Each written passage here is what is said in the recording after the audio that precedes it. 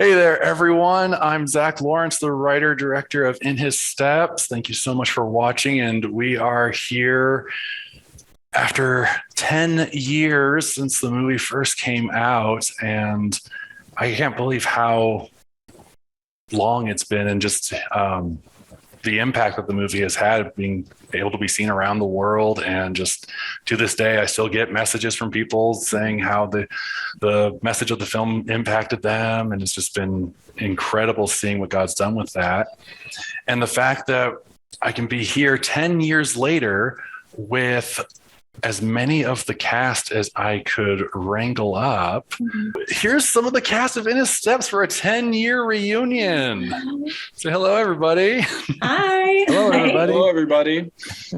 I knew that was going to happen. So, yeah, we have got in no particular order. I'll just start with we'll start over here. Yeah, so you were here first. So we got Ken Lawrence, who played Pastor Maxwell. We got Rebekah Cook, who played Virginia Page. Hey. Right below me, we've got Rich Swingle, who played John Gray. Hello.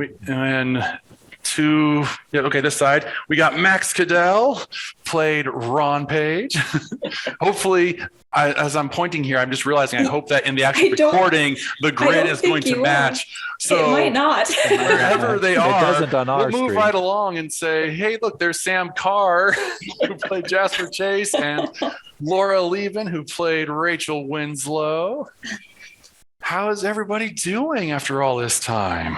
It's good to see everyone. Missed your faces. Yeah. Great seeing everybody. It's been a long time. Feeling a bit old. A little bit old. But it's great. Yes. Yeah, wow. So this is just going to be a real informal hangout. I've got some questions. We actually had some questions from some folks on Instagram and Patreon that we'll want to make sure everybody has a chance to answer, and then just some that I thought of up to kind of help guide the conversation a little. But for the most part, we're just here to reminisce and swap stories and reflect on inside jokes and all that fun stuff. And so maybe we'll just start off with, how about this one? When was the last time you guys watched the movie? I just before watched this it. week prepping for this. That doesn't count. Rebecca. Max, have you ever seen this show? I've seen the show and the movie.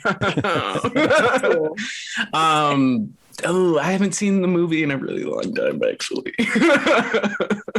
For me, it's probably been at least 6 years. Like, it's not something that I pull out and I was like, oh, let's watch myself on screen. It's a little awkward. But, when I'm sharing it with someone that maybe hasn't seen it before, or, family member, those sort of things tend to be when I pull it out. But I think that's been a while because it has been out a while. And so I kind of did that, made those rounds back when. So. Yeah, probably same, like 5 or 6 years, but it's usually to show somebody else. Like if somebody's like, man, I haven't seen anything. And I was like, here's this thing that I was in. If you want to watch it. That's about it. Well, since today didn't count, I'll go with the last time I was performing in Metolius, Oregon. It was at a church there when I was doing one of my one-man plays. They were doing a meal for the homeless afterwards for poor. I don't know if they were all homeless, but for the poor. And we watched it, and those folks identified with. They were talking to it. They were identifying with some of the situations that Caesar was portraying, and they absolutely loved it. Been a couple of years ago for me, I think at the film camp, because we'd show it to our film camp students a couple of years ago. Would be the last time. My wife and kids watched it like in the past couple of months, and I got home from work and saw the tail end of it. So That counts. Stalked you. I feel like it was, but it's been probably, I don't know. Did we watch it after we got married at some point? Do you think? I don't think so. So it's probably been 6 years.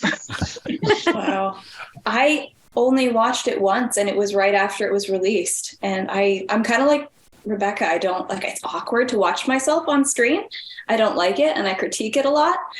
So I like to watch it once and see everyone's parts come together, and then I kind of just leave it. Like, it was a great experience, and I think a lot more about the experience than I do about the actual scenes and the clips in the movie. I remember that we had to do so many takes on one scene. I can't remember what scene it was in particular, but it was because you were Canadian and you kept saying a boot instead of about.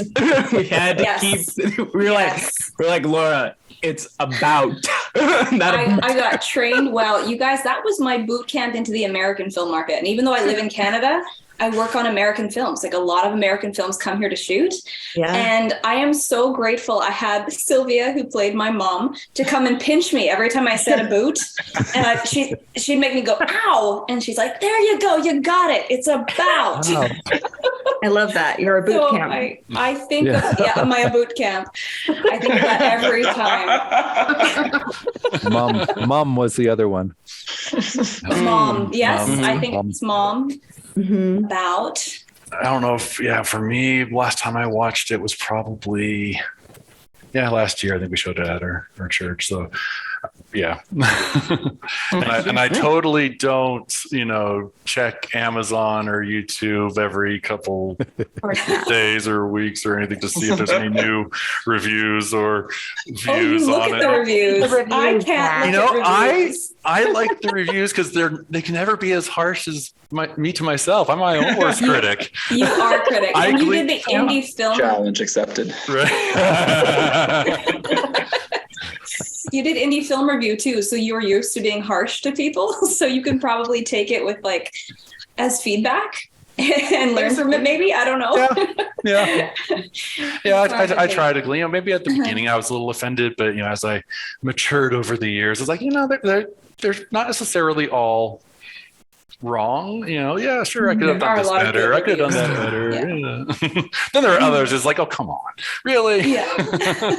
One of my favorite quotations about film was Werner Herzog, who's a German film director, who said, "My films are like my children. The weak and the deformed ones I love even more." I really appreciate that, because it's like he had this respect for his art and this honesty, if he's able to say, no, that wasn't very good. But it was still something I made, and I think about that often, and whether it's film or something else that I'm producing. It's like, what, I love this. I wouldn't be doing this if I didn't love this, and it's okay if it's not perfect.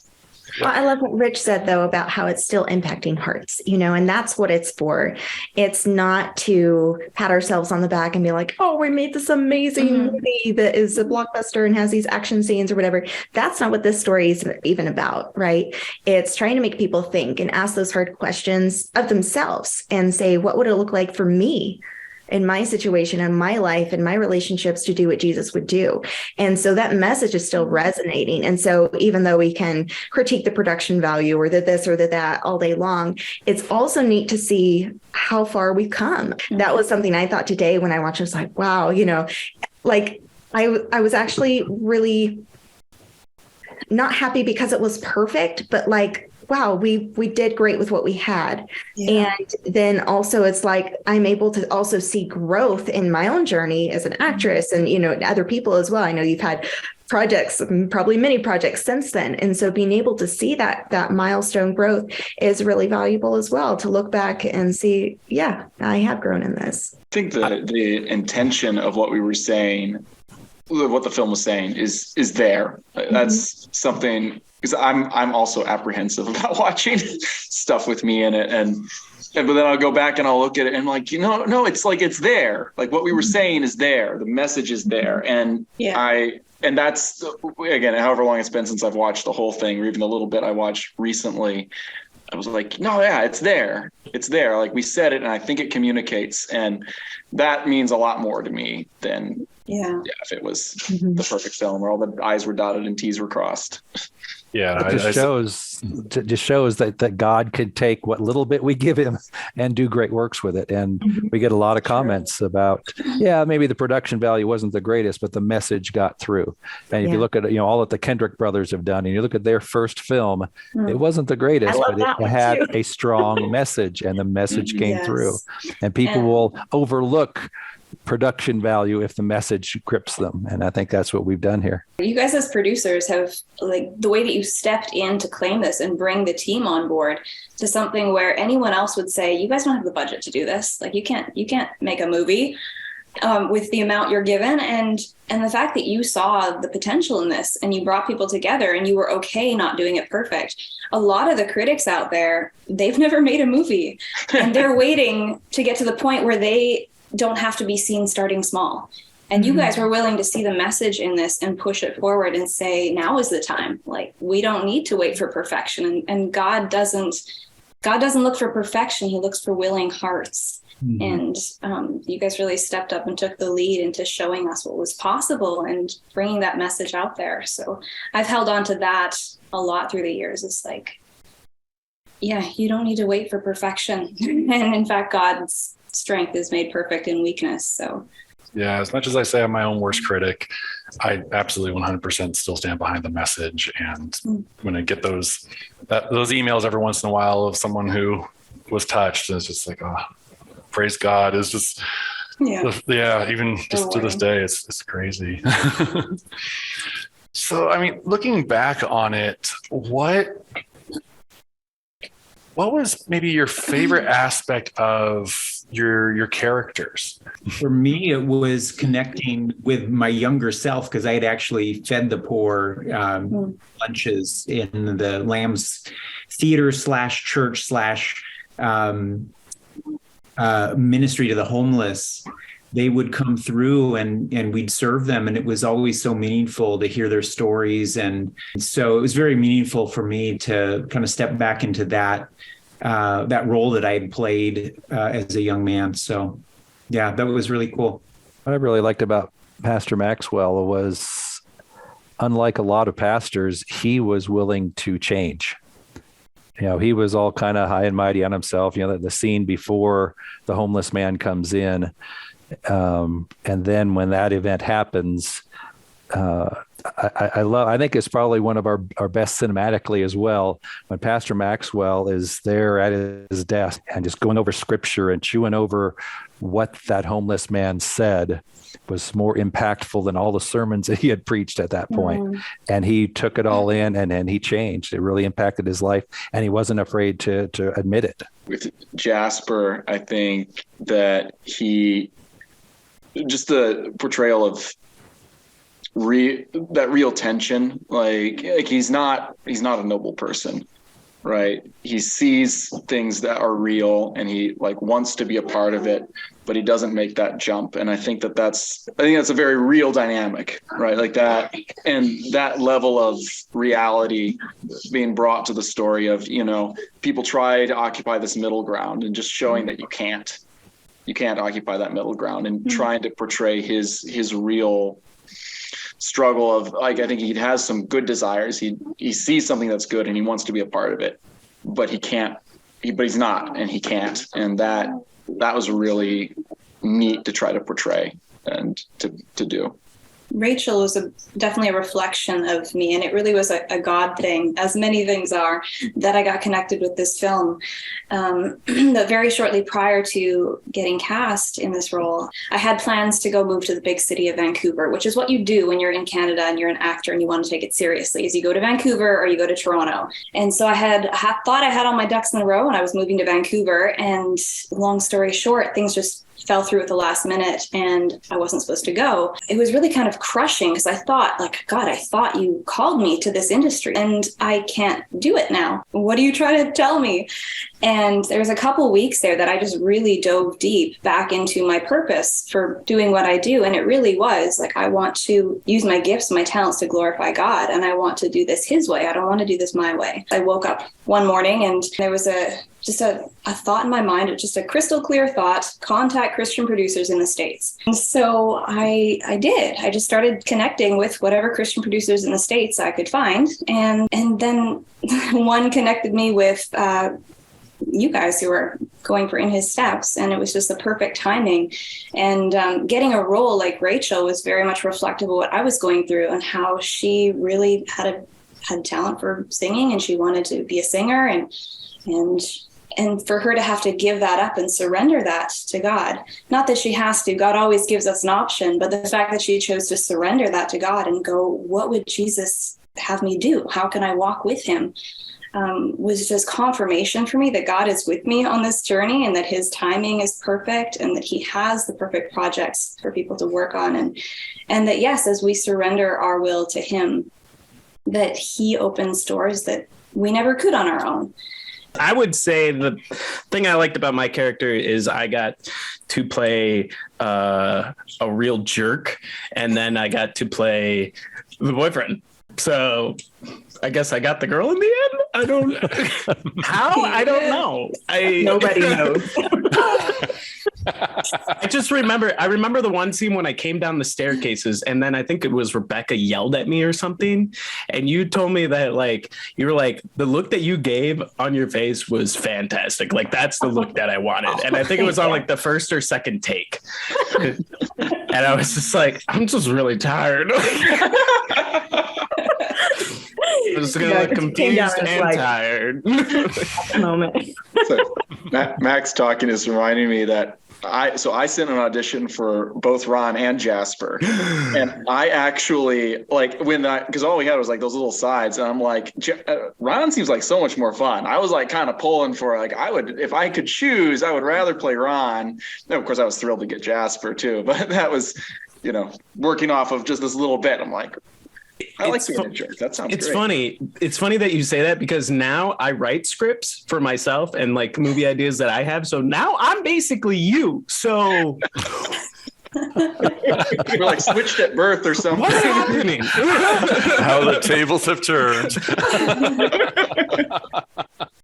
Yeah, I think for my character, I loved the layering of the vulnerability with the courage to take risks with, she's willing to ask herself the hard questions and think the hard thoughts and say, where do I go from here? What does it look like? I'm told that my life is to look like this, and because of the money I have and all these things. But I don't think that's what God wants for me. And how do I make changes, especially when she's getting pushback from her grandmother and all this, and she's not receiving a whole lot of support other than just pressing into God's word and her relationship with Christ. And she finds a mentor and Rich's character, John, and talks to the pastor. So I like how she was proactive in taking those steps, following the footprints that she could see, and she didn't have it figured out, but she took the steps that she knew, she tried to obey. And as she took those steps of obedience, God was able to lead her and continue to show her and unfold that purpose that he had for her. And I've seen that in my life too. There's been so many times where I'm like, okay, what's next? And scripture says that his word is a lamp to our feet, but it's a lamp. It's not bright sun. It's you see a step or maybe a few steps ahead. And as you walk, then you'll see more light, and we're to walk in that. So I think that was just really something that I latched onto with Virginia and really admired about her character. Yeah. What about you, Zack? Yeah. How do you feel? I was going to gloss over me. Yeah, nice try, Mr. Director. How do you feel about playing a terrible boyfriend? I mean, it's always fun to play a bad guy sometimes. You get to, cut loose and not have to, Someday I'll give into our baser nature. I don't know. Matt was not someone I, let myself get too attached to as, with playing him. I would say probably one of the favorite things that it allowed to happen for me, though, was to actually be slapped in the face for real, because I did my own stunts and I let Stacy slap me across the face. And I don't remember how many takes we did, but I know the first one, she was like, "Oh no, I don't want to hurt you." I'm like, "Come on, you hit like a girl. Come on, hit me harder." And then she did. We have a picture where her hand is connected to my cheek and you can see the flesh rippling across my face at the moment of impact. Is like one of my favorite pictures ever. And yeah, so that was fun. I still think you got off easy though, because I remember you lining us up for a blooper kind of take with Max here, and he had to have everybody kick him in the shin. Right. I didn't even want to do it. I was like, I don't even know if I made contact, but we didn't do that with you. Just everybody line up and slap you. So yeah, I may have seen you downstairs twice to kick Max. I might have. Well, I loved our fight scene, Zach. Yes, we got to reprise that for film camp at a certain point. Did we put that actually in the film, or was that just a? No, that was just for like the closing ceremony of film camp where we shot it's not, it wasn't canon to, the movie, to the Innocence universe, but right. Where Matt, it was at a prison and visited the soup kitchen again, because that was when we shot one of the years of film camp. We shot a short film sequel called Felicia's Pledge. You still haven't seen? It's on YouTube. Is it? Okay. It is. It's all right. I'll have to look it up. I did not know that. So I basically adapting some of the characters from the later half of the book, where it's Rachel's cousin, Felicia Sterling, and her family. And in the book, the story takes place in Chicago, and a pastor from there who knew Pastor Maxwell was visiting Raymond and saw the impact of what Would Jesus Do movement was having and brought it to his big church in Chicago. And one of the people who took the pledge was Rachel's cousin, Felicia. So kind of borrowed some of those elements and did a kind of a short film version. Since, we had Rich, we had Pastor Maxwell, and, it's like, why not? This is, we're shooting in Norwood. It's the same place where we have access to where we shot the soup kitchen. And so, yeah, it's a great idea. Yeah. So that's the sequel. Yeah, so trying to encourage him to do an actual sequel based on that, feature length, but haven't gotten there yet. I keep twisting his arm, but twist it harder. Yeah. We'll see where the Lord leads. So we're talking about, it's been 9-10 years, whatever. That kind of leads me to the next question. Where do you think your characters would be 10 years later? If there was a feature-length sequel to be made, where do you think everybody would be? Well, I think John Gray would still be serving the homeless. He just got started in the movie. It's one of his first, these are his first volunteers when they arrive. So he hasn't been doing it very long at that point. So I think easily he has a heart for it. And his testimony was that he came from the mean streets. And so, I think he'd still be doing it. I kind of agree with mine. Like, you hear at the end of the film that she's going to start a women's shelter in the Rectangle. And I think she would move there and live with them and kind of be a house mom, maybe even adopt kids of, just crisis pregnancies and stuff. And just make that an outgrowth. I don't know who, what her team would look like at that point. Maybe her grandma is a sponsor, but doesn't really want to come around, I kind of see her there. And then even with that, like probably working, well, Pastor, I'll defer to you, but maybe we kind of have a connecting program with the church to be like, hey, let's welcome these people in and have them be part of our community and not just have it be, over there in the Rectangle, to try to have it spread, but that depends on where he went. So why don't you share? Well, he got fired at the end of the movie, so he's on Skid Row going to the soup kitchen to get fed. After 10 years? After 10 years, he hasn't recovered. Get together. He's in the homeless shelter and Rich is eating soup every day.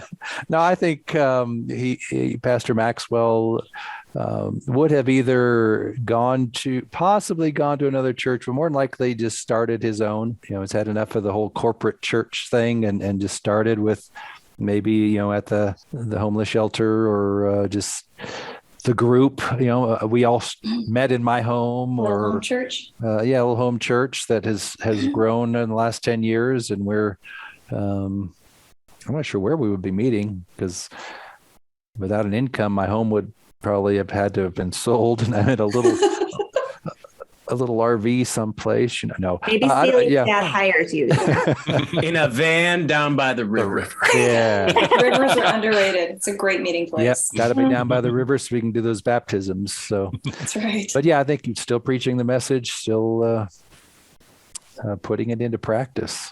I'm pretty sure Jasper works in food service. But not Chick-fil-A.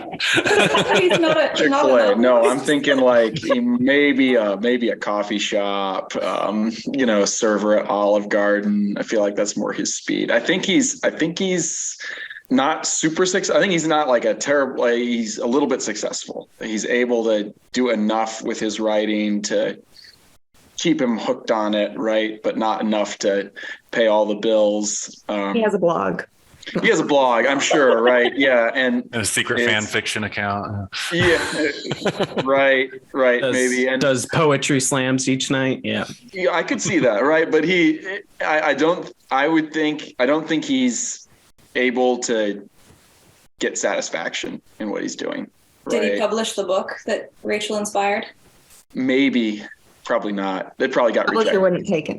It didn't sound very good, if we're completely honest. But I feel like the next book maybe is okay. I think he's always looking. I would see him in 10 years, like still kind of rootless, looking for, not able to hold down a relationship, not able to, always looking for something. And realistically, like he has a choice. He knows what's real, and he could choose to go back to that, or he could just calcify. And I see him as maybe vaguely spiritual, like he's got general ideas about, I believe in something, but can't commit to what that would be. Well, I think I have a little idea of where Rachel might be because of Rebekah, actually, because when we were filming, I really didn't know. I was like, did Rachel give up music? Because you don't really get the next step there. But when we were at the homeless shelter and we were all eating with the people there, Rebekah, in her character of Virginia, was having these conversations, just improvising spontaneously, which you might not realize when you're watching, but when they get all that B-roll footage and you just see people talking silently to each other, we're very often actually having real conversations just very quietly. And I heard Rebekah talking about Rachel and how, Rachel started picking up some music again. And I think you mentioned something about like singing at a youth retreat or something. And I thought, you know what? I think Rachel has probably really dove into using her music for service and going to youth retreats, maybe women's retreats, maybe performing in groups and also speaking and sharing what God's doing in her life. So I think she's kind of traveling and speaking and singing at whatever groups will have her. I think that's whatever groups need the message that she has to share. So thanks, Rebekah. That's awesome. I don't even remember that, but that's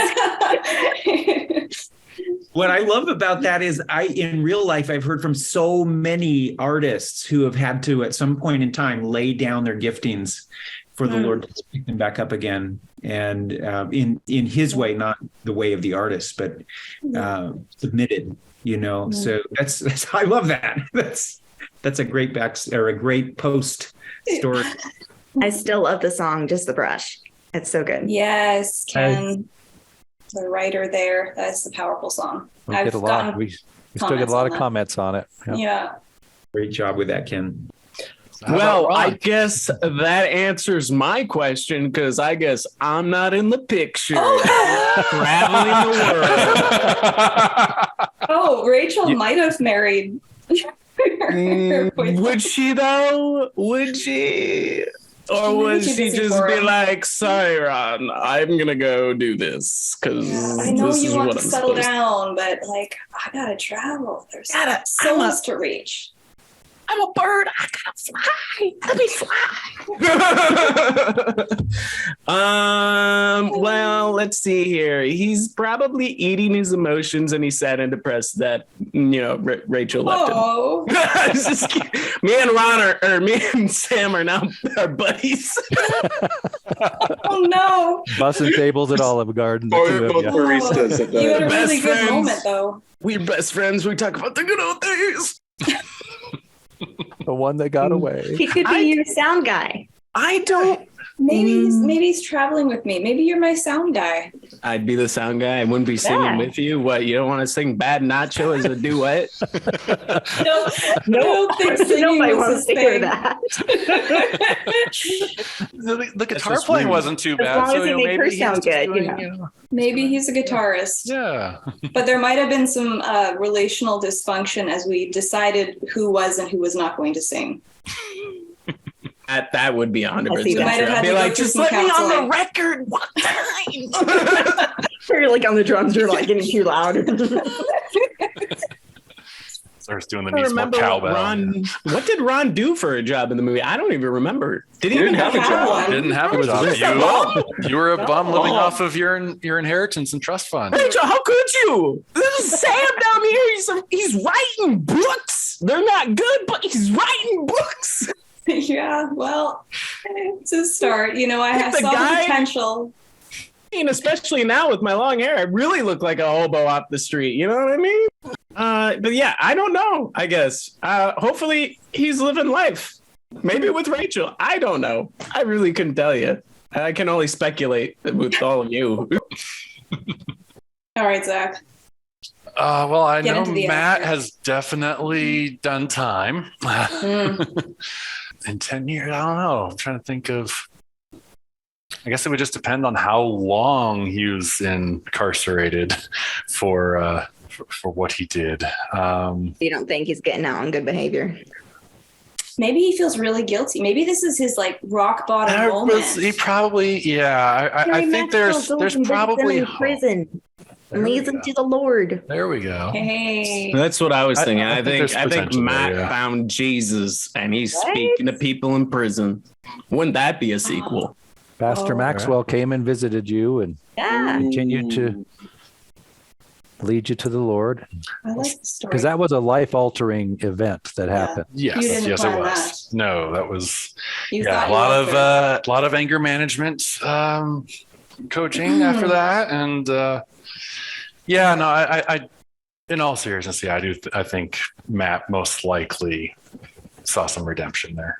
One of the bad guys has to have a happy ending, right? Sorry, Jasper. Yeah, sorry. So here's a question that someone on Instagram, Jared O'Flaherty, actually asked this one, the creator of the hit show Vindication. He asked, which memory from the days of shooting this film has stuck with you the most over the past decade? And I'm going to just jump in at first and give the total cop out of all of it. The whole process is what sticks out we to me can't take all that. this time later. So none of you can take that, and you can't pick on me later. So we're going That's to move cheating. on. No, you have We're to going to move pick. on. Pick your favorite child, Zach, right now, in front of the whole of America. Hell, Well, you guys already covered mine. I don't know if I need to pick another one, but the ow, learning how to say about and out and speak like an American. I seriously take that into like every audition, every film set. Like sometimes I catch myself pinching myself, like about, out. Like I have to very intentionally think about it still. So I'm picturing Sylvia pinching me. That happens. I have a lot of memories related to it was like you had training going on, right? You had kind of film camp merged Yeah. with the production of this. Very clever, And by the so way. getting to know those students like on the crew, and they would most people don't know this, but most of the film crew positions were by people learning, kind of apprenticing, if you will, and they would rotate positions every 2 days. So I can't imagine how stressful it must have been for them, but I can say also a little bit for us, because I remember like one like big scene where I had to go from just like, oh, normal, whatever. And I get a call from my brother and, oh, Lorraine's missing. And so I'm like all emotional. And it was the first day of like being on rotation. And our director of photography was like 6'9" or something. And then the sweet young lady who was being first AC that day, she was like maybe not even 5 foot. So that was adorable just to see the disparity in height.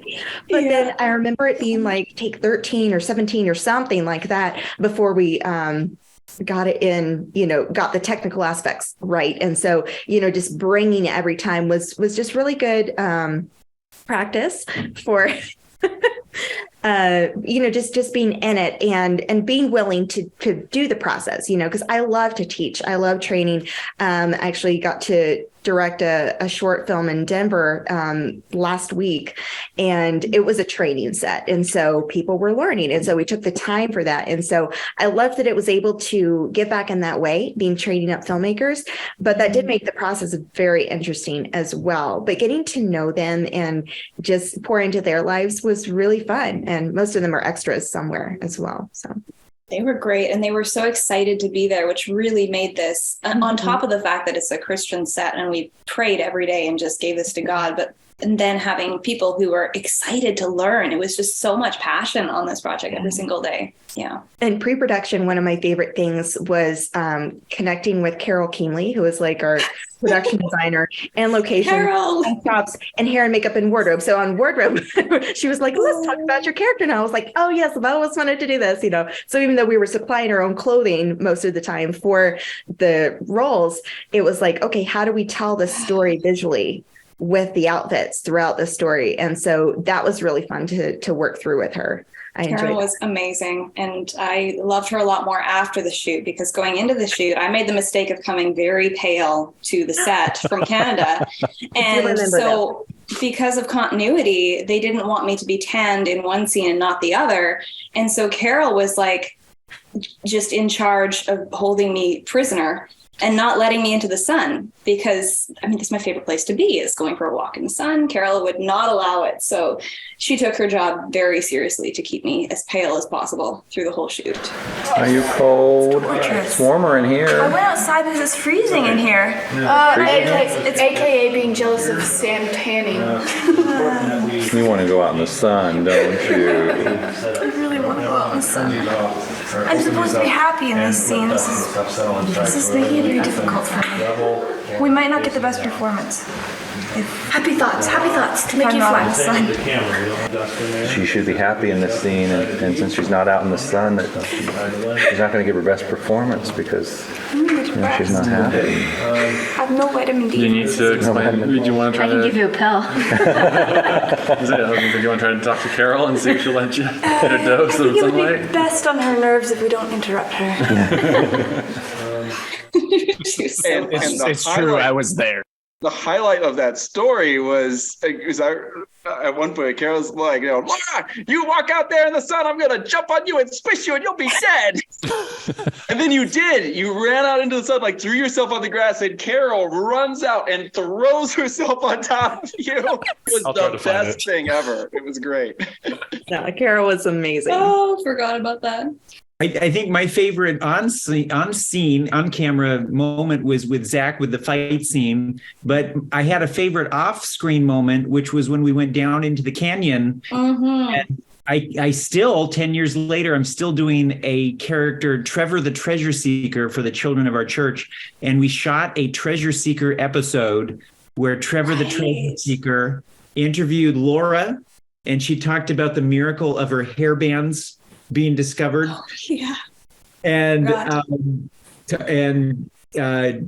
Stacy Bradshaw, then Bradshaw, interviewed her and Braden Clausen and some of the other cast and crew. It was really, really fun. I think for me, it was the first time I heard Laura sing Just the Brush. I wrote that song, in 2004 or something. It was a long time. It has just sat on the shelf for a long time. And I guess first would have been the moment that Zack said he wanted to use the song in the movie. So that was very, very touching, very memorable. And then seeing Laura. And every time I watch it, and the closing scene with her singing that song, it always gets me, brings a tear to my eye. And so that's one of the most memorable parts. And then on a positive, I don't know if you want me to go to the negative aspect or not, but go there. I'm always typecasted as a pastor because I am a pastor. So every short film we did here at the camp, I was always the pastor. That's true. But I had just gone through a rough departure from a church, and so whenever Zack needed more out of me, he would just come up to me and whisper, this is like what just happened to you. Remember that? So there were some difficult scenes in the making of the show as well. So sorry. Yeah, maybe Ken wanted to play Matt. Come on, Zack. What are you doing?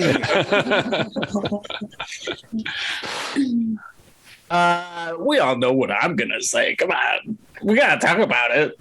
Bad Nacho? Come on, guys. The other hit song from the movie. The other hit song. The rest of the people in the room cracked up more than we did filming that, by the way. So funny. Yeah, I could always tell because I remember watching that scene in the movie. It was because you broke character, and I know it because you're just like, Ron, stop. Don't laugh. I was in character. My character's supposed to do that. Yeah, but you broke. I could see you broke character. Maybe she was just such a good actor. There was you a thought take. She broke character. There was more than one take. There was more than one take. I think when I had a blooper reel put together, there is one where you do have where she broke. It's funny. I definitely broke character more than once while filming. Yes. It's I saw you last week. I'll always be waiting for you.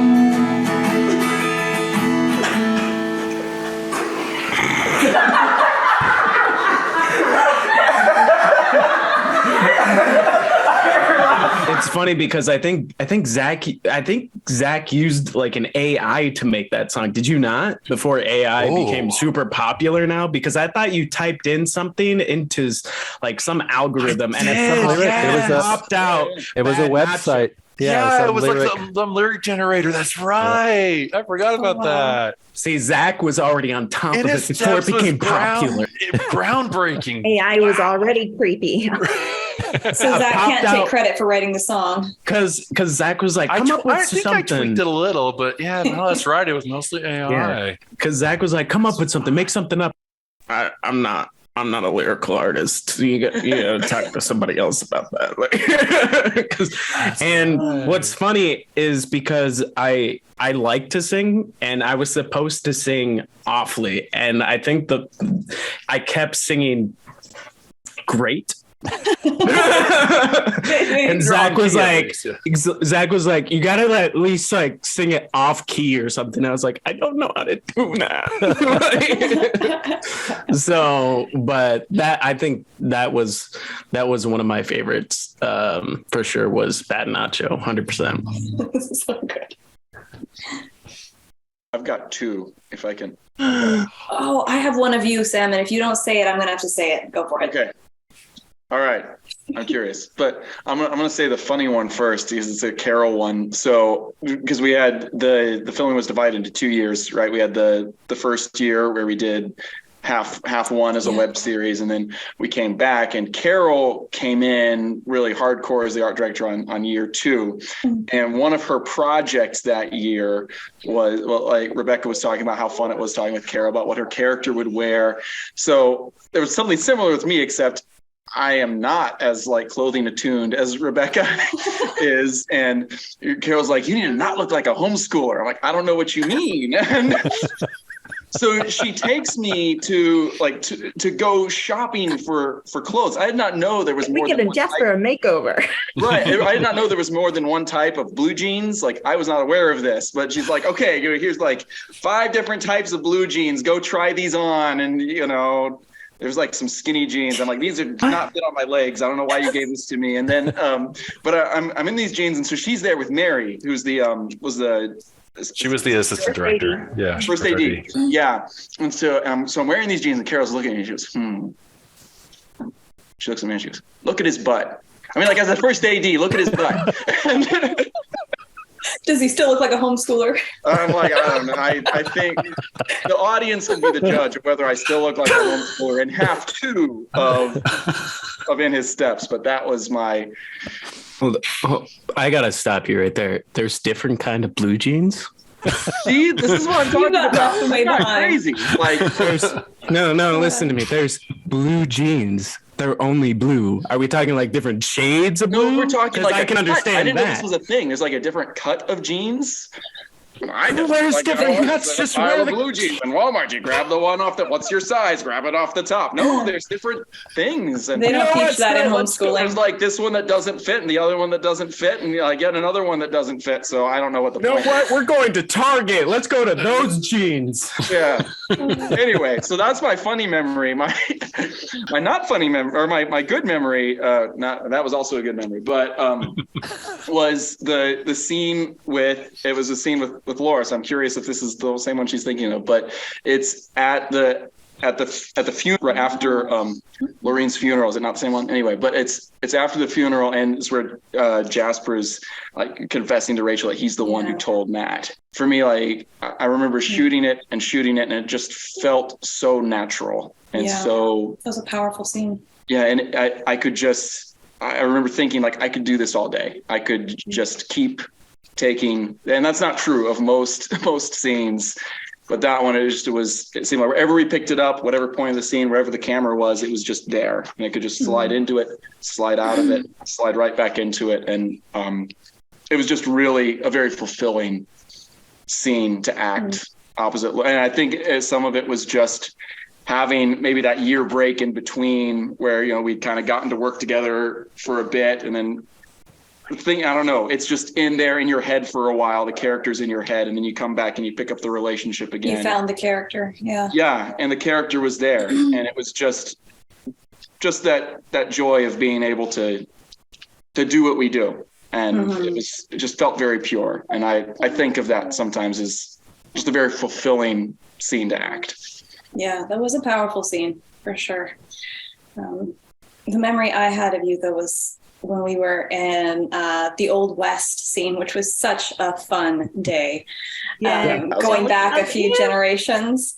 But in the middle of the shoot, I don't know, maybe they were setting up for the next shot or something, but Sam just breaks out in a musical, and he's going, like, he's got the whole singing, dancing, like acting, just full on musical. And it was contagious. Like, it was Fiddler on the Roof, wasn't it? Yeah. I believe that. I don't remember this, but I believe that. In his cowboy outfit. In his cowboy outfit, right? Awesome. Singing Tevye. Yes, yeah. He did not break character. He was there, like for the whole song. Nowhere just for show. If I were a rich man, all day long I'd bitty bitty bum. If I were a wealthy man, hey, I would have if I were a very, very rich idle man. Can I also note that the pants in that Old West scene did not fit well? As we were talking about. But how did your butt look? I don't know. Ask Carol. He wasn't on this. I'm so disappointed Carol's not on this call. She probably would be like, it looked fire. I did that. That's okay. Everybody was looking at Laura anyway, so it's all good. True. That's right. That's right. Can I just say though, too, like I have really good relationships with both of my real life grandmothers, and working with my on-screen grandmother was also great. Like, she was just the sweetest. Like in the movie, right? She's really kind of raspy and snarky and just like not super fun to be around, just very hardline. But in real life, she's just the sweetest and so good to work with. And so, like, after doing an arguing scene, we'd be like, "I love you. It's okay." I will say, those vampire teeth, that sucked. Getting those molded to my teeth, being up until like, what was it, 12 a.m. It was late. It was a long time. And Carol was like, "Don't move your head," and she just stuck her hand in my mouth with it. they're individual teeth that you put a thing in there and you just shove it up there for like, I don't know, what is it, 10, 15, 20 minutes and you got to stay like that. Otherwise it doesn't mold properly. And I was afraid that it was happened at night. Yeah, it happened at nighttime. You had to wear them while you were sleeping. No. I meant like we were doing it at night. It was the molding. Yes, the molding session. Oh, the molding. Yeah. Like she made you sleep with those teeth. I hope you got paid overtime. And I used to still have them, but I think I have them anymore. I've moved so many different times and I think I lost them or something. I don't remember. I do remember when we were setting up at the old West Museum. I think Mary was taking pictures of everybody in your costumes and stuff. And I was off on the other side doing, I don't know, setting up for a later shot or something. But then all of a sudden I just heard Laura scream, and it wasn't the scream for the scene. It was like, she just was freaking out. I go over like, what just happened? And everybody's just dying. It wasn't Spider. It was Max. Like we didn't get video of it, but there are photos.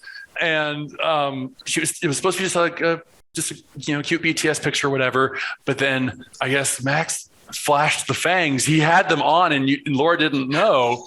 And he basically scared the snot out of her. Don't remember this. Must have wiped that from my memory. It's probably a good thing you did that. Yeah. It's too scary. I had to get rid of it. Zach, they grow in the film, right? Or was that just the way Ron opened his mouth? No, they just wanted me to slowly open my mouth and show the fangs. Wow. You had me there. I really thought I saw them grow. Oh, that would have been amazing. Sequel? Not that kind of movie. We're not gonna. Yeah, in this episode sequel, it won't be anything in the real world. It'll just be an adaptation of Jasper's book. There we go. That's right. Jasper's book gets made. I'm not sure the world needs that. You don't want to relive the Old West days? Come on, man. No, that would be super fun. I'm not sure the world needs it. It would be super fun. I will say a real memory that has lasted, though. I was thinking about it as listening to everybody else. One that did that came back to mind. It was trying to remember. I think it was one of the off days. I don't remember that. Making a movie can be very stressful. And as the producer director, I was really feeling that stress many, many times throughout production.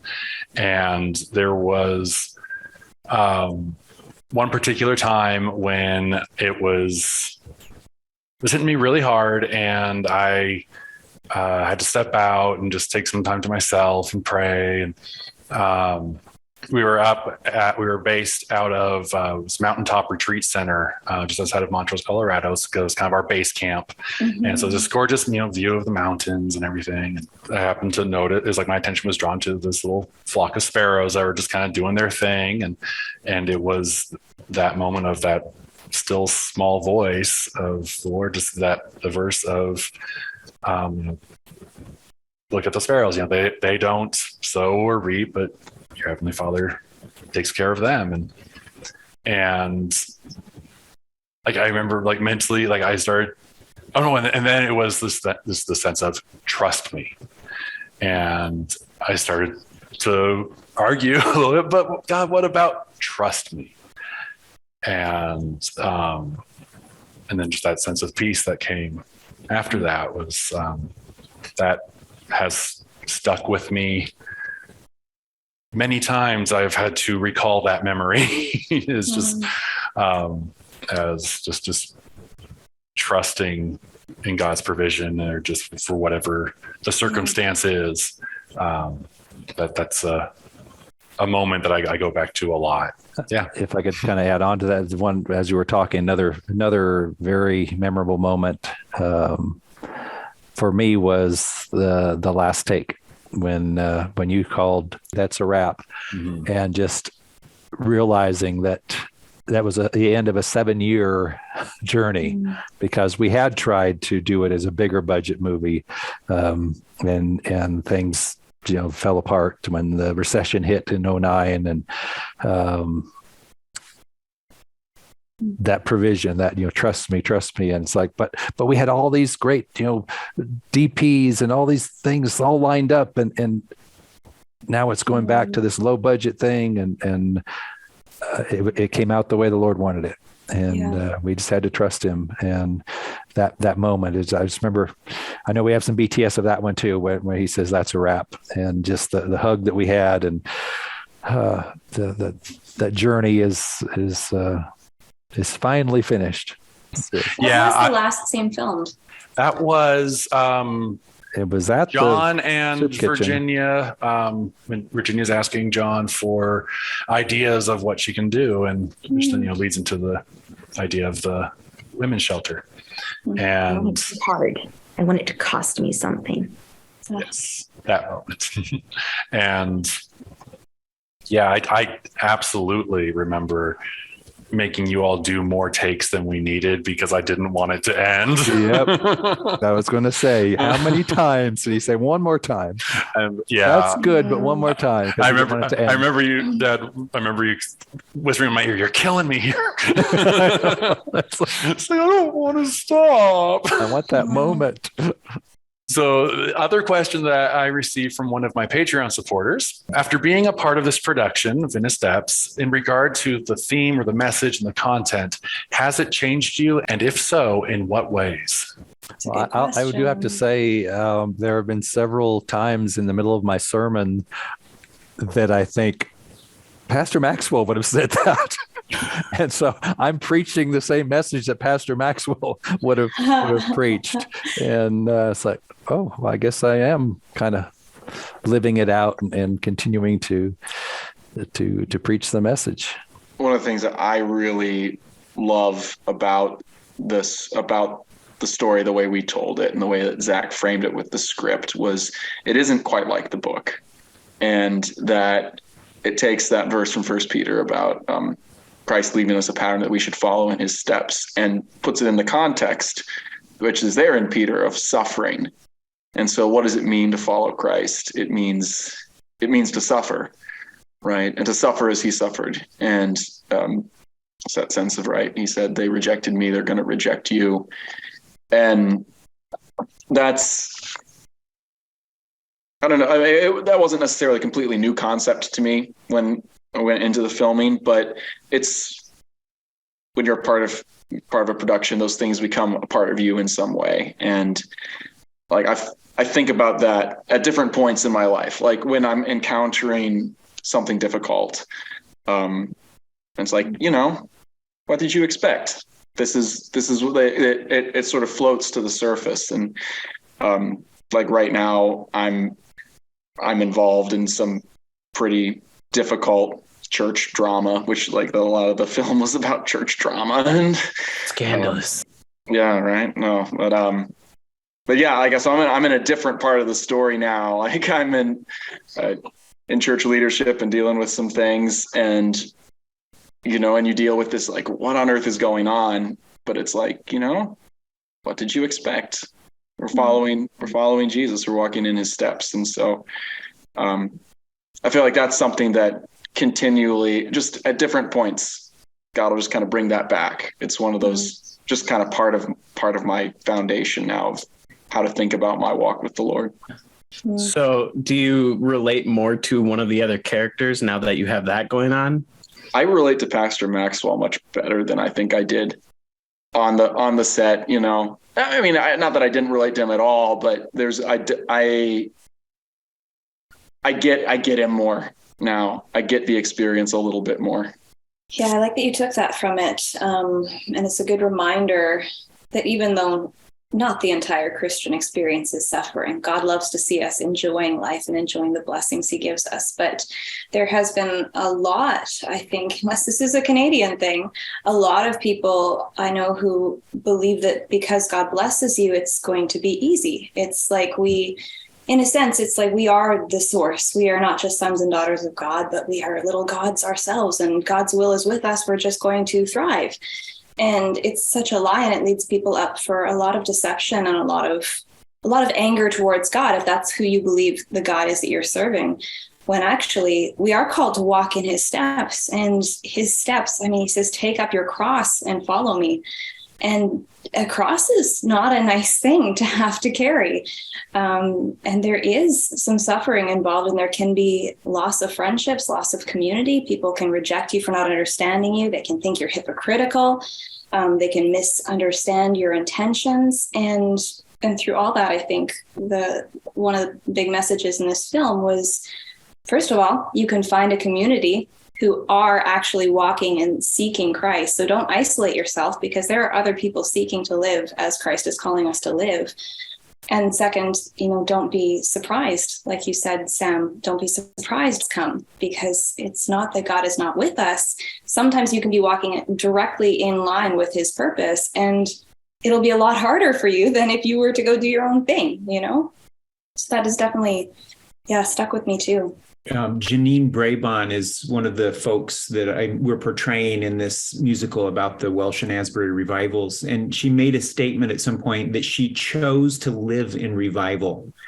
And that, I don't remember at what point she made that choice, but it was before the 1970 Asbury revival, which went for 185 hours. And I heard about that in college, circa 1980 something, 88, we'll say maybe 87. But I've been praying for revival ever since then. And I feel like In His Steps was one of those projects that made me hope for it again. And then to see it break out at Asbury, same auditorium in 2023, going for 374 hours. So I hadn't made this connection. So Tricia, thank you for asking the question, because I think that project was one of those things that restarted that prayer for it to happen again. The themes of this film, they are things to carry with you. And I remember reading the book that this is based on back in high school, and it impacted me then. I was like, oh, that's so cool. And I hadn't known where the bracelets came from and wwjd. Yes. And I was like, wow, that was way back then, 1800s and stuff. And it's there are waves that happen of awareness of we can actually live this way. This can be real life. Yes. And it's not in our own strength. It's when we press in to know Him, because it's through His strength and His grace that we can even live this life. And, the scene where they're making the pledge, and I'm like, well, how do we even do this? It's like, well, how do we know what Jesus would do? And he's like, well, to know what Jesus would do, you need to know Jesus. And so get to know Him. And that's the same thing that we get to do today. And actually, for the past several months, I've been volunteering at a discipleship center, and that is their focus. They're like, you need to know Jesus, and let's get to know Him together, and let's be practical about it. And let's, not just, let's build these habits, but really make it personal, make it real, and see that this is all true. It's about relationship, not rules. And out of that relationship will flow the reality of this life with God and having purpose in our lives through Him. Our life can be hidden in Christ. And from that position that we can then not just relate to God, but relate to others, because we're ambassadors of Christ now. God's making His appeal through us, saying, be reconciled to God. And so what does that look like for each one of us? Just it's an ensemble piece, this movie, right? Because it looks different for each person. And so being able to bring that message, not just through the film, but in my conversations with people, and be like, you know what? God can show you what He wants for you in this situation.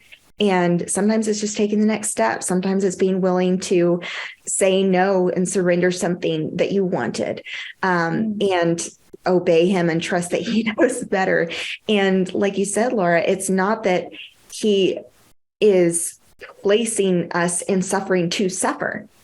Sometimes He will send us to the place of suffering because there's purpose there, and we are able to join Him in the rescue, to join Him in the work that's happening for the kingdom. It's not about, let's play harps on our clouds, up there or down here. It's, we're actually going to have jobs to do. In heaven. And so, the work of that, of getting to partner with Him and getting to know him is how we will know what he would do. And that can be different in different situations, even in our own life, right? In scripture, Moses was told to strike the rock for water to flow out. But then the next time he was told to speak to it. And he was like, no, I know how this is done. He strikes the rock.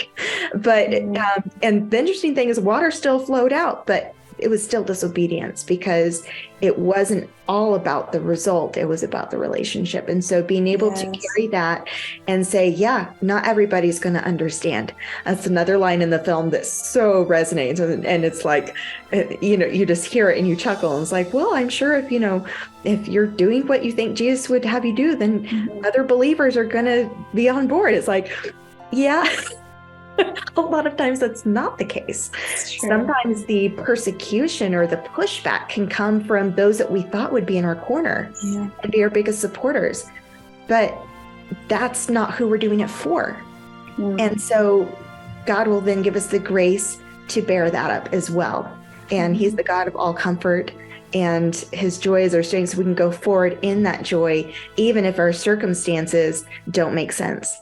And so, yeah, it's definitely themes that I've seen play out over and over again in my life and others' lives around me. And I want to continue to stand for the message of In His Steps. So being Ron Page and being this funny guy, I was very much a funny guy, but there was a lot of pain behind the funny guy that I never shared with any of you, because who wants to be, a burden to anybody else, and I feel like in a lot of ways that's Ron. Like Ron didn't want to be like the guy who wanted to share his feelings.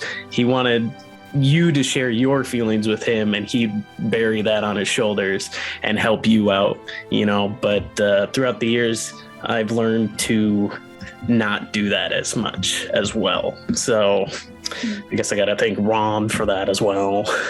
I know for me, probably the biggest thing that has changed for me, is that message of, trust me, and just leaning on that more and more over the years. I think really making In His Steps was really the start of that journey for me of really learning how to trust the Lord for everything.